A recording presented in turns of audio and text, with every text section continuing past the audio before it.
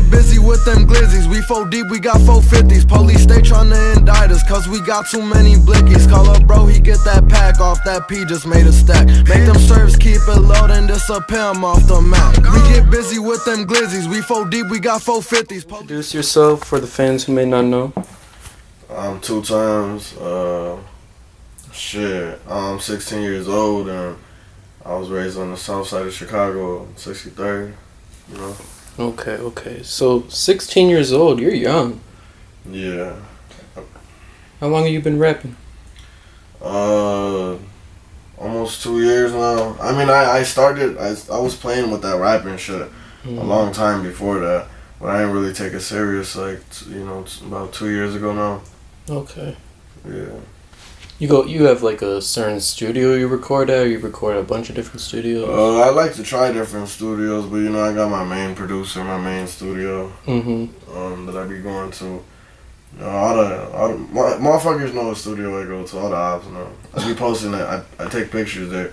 It's a common studio for a lot of, underground rappers to go to, so, You mind saying what studio it is? Yeah, House on Knox. Shout out my nigga Sonato. He be going crazy. A lot of people go there, they fuck with him. It's a cool ass studio, cool ass people. Yeah, definitely. Yeah, producers definitely go crazy. So you're from 63rd. Yeah. What was it like growing up on 63rd, on I guess like, not the 63rd that's in the mainstream media, but like over by Midway 63rd? Right. See, motherfuckers say 63rd, and if you ain't from around here, motherfuckers automatically think, like the GDs, FBG Duckman, but there's a whole, the 63rd is it's a long strip, it extends a lot, and over here there's a lot of black and Latino gangs. It's very mixed over here on this side, just around here. But it's just funny. I be laughing, when people make the comments, we not from 63rd, shit like that, It's just funny as hell because motherfuckers really don't know, Right. So, it's like you say in your area, there's a lot of black and Latino gangs. Are you guys like cool with each other, or are you into it? How does it work? So, the motherfuckers I went to school with, I'm cool with, but there's a lot of motherfuckers over here and around here that like, as time passed, they learned about, the more Latino gangs, and a lot of them are on the op shit, a lot of them just want beef because they want it, so, we do bump heads with a lot of black motherfuckers over here, but, for a majority, we really get into it with the Latino gangs, and I don't know really how they work, because on the op side, there's multiple niggas claiming one block. There's a Latino set and like a black set, and I don't know how they don't bump heads, but that just shows a lot of motherfuckers don't really be on the block that they claim, Yeah. So like with your hood, is all the 2-6s on 63rd separate decks, or is it all one united hood? So we all got different hoods, but we all run as one. We all run as south side, 2-6. Okay. And we try our best not to, separate from our, I guess, like our, how do you say, like, your, roots? Yeah, our roots. A lot of motherfuckers have been changing on different sides of the city and shit, getting into it with each other, we try to keep that away from this side. We don't like that shit, Okay. Yeah. So like in other parts of the city, there's like renegade 2-6. Yeah, there's a lot of single motherfuckers from blocks that are renegades. There's whole blocks that are turning renegade. Shit's fucked up right now. And it's been like this, and it's like that in all gangs right now. It's all fucked up, getting into it with each other, robbing each other. That's why motherfuckers, don't got no loyalty. That's why we just try to stick to our hood, 63rd, and we don't really try to fuck with nobody else, because motherfuckers, they ain't trustworthy. So that's interesting. So you guys have all that territory and you're all united in a sense, and you're able to cover all those blocks?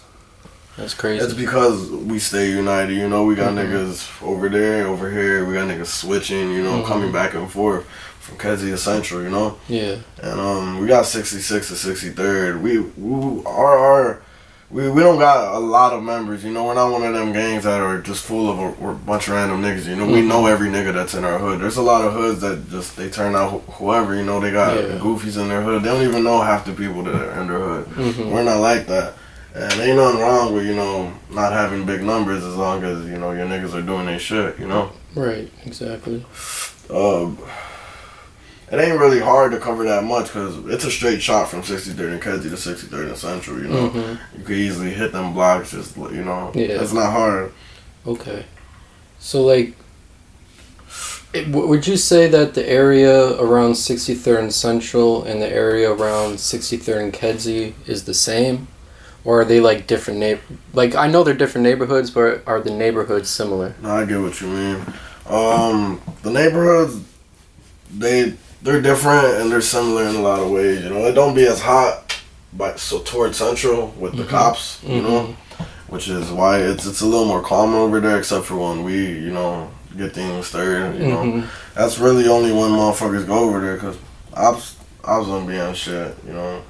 Or if we, you know, if we do get into it with the ops, that's the only time the real cops be over there. You'll see their faces a couple times, but not a lot. Over here, this is right by the police station, 8th District. It's a lot of cops. I feel like, and I feel like, I don't know, I feel like you see them a lot more. They're in and out of these blocks. They're everywhere over here, towards this side, you know, towards the Kedzie side. And it's definitely, like, harder to deal with the cops, you know. I feel like on Central shit, ops ain't on shit, you know. And the cops really don't be on our dicks like that unless, you know, we get caught in. So over there, I could walk calmly, you know, because I ain't worried about no niggas. When I'm out, I be worried about the cops, you know. I ain't trying to catch another case. Right. So you've caught a case before? Yeah, I got a couple cases already. What were they for? Well, I got 2 gun cases, and I'd rather not speak on the other case, you know. Okay. That's shit that don't need to be said. Ops know, so. So, let's talk a little bit about ops. So you got into it with LA Tone. Right. We want to speak a little bit about how that happened? Alright, so, shit, I'm gonna just keep it short and, you know, real, you know. And the fans think it's a lot of clout shit, it's a lot of, you know, other shit, but that's because they don't see, you know, what goes on behind the scenes, and they only see what motherfuckers tell them and what all these rappers post and shit, you know. They don't really know what's going on. And shit, I told him, we was like best friends and like, what, like, I remember like kindergarten, 1st grade and shit. I went to school with him. I was always cool with him and his family, you know. And shit, I supported his music too, you know. It was never no hating shit. Like I supported them. I supported his shit when he was first rapping and shit, you know. And then there was just a lot of niggas around him that were on a lot of op shit, and they wanted to keep talking shit, you know. And then he had he just the guys started getting into it with his guys, and you know. His guy stayed on that option, and it's like, you know, I can't be in between that shit, you know. And he eventually started acting different. Now I ain't gonna say he's fake, you know, but motherfuckers definitely changed, and motherfuckers was not like that before. A lot of them niggas wasn't like that before. I went to school with a lot of them. Shit, I grew up in the neighborhoods around a lot of them, you know. Motherfuckers was never on shit, and that was kind of my point to him, you know, like. Why you trying to be like that if you're not like that, you know? It all it's like it all came about in like a year time, you know, all that game bang and all that trying to be, you know, it was never that. Yeah. Okay, so like, you have a lot of ops. Yeah. So like, is he even considered like a real op to you?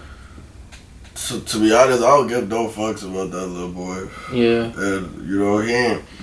It's just he ain't who I be. You know, if I'm in the motherfucker's hood, I definitely ain't looking for that little ass boy. You know, niggas be tricking. You know, around that area.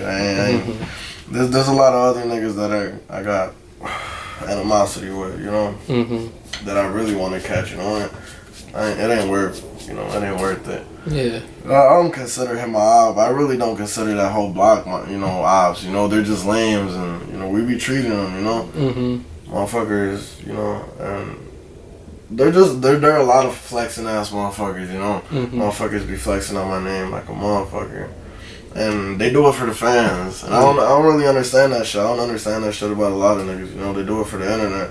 And they want everybody to know everything. You know, motherfuckers be flexing like they shot at me. Like, if you did shoot at me, why would you want everybody to know that? You know, that don't make sense. Yeah. You know, that's how you know motherfuckers ain't really, you know, about it. Ain't really doing what they saying. Because if you was, you wouldn't be saying shit. You know? It's definitely. Young nigga can't wait till I get to the top. He running his mouth, then we bending his block. He talking that shit, then we send him some shots. He talking that shit, that little nigga get popped. Smoking that pack, I'll be up in the sky. Send you up there if you diss on the guys. Can't fuck on no hoes, all they do is tell